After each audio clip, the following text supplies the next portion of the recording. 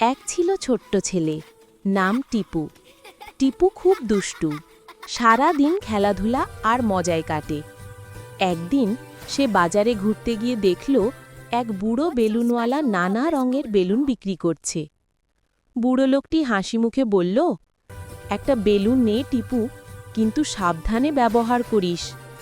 টিপু অবাক হয়ে জিজ্ঞেস করল, এই বেলুনে আগুন কি আছে? বেলুনওয়ালা মুচকি হেসে বলল, এটা জাদুর বেলুন। টিপু সেটা কিনে বাড়ি ফিরল।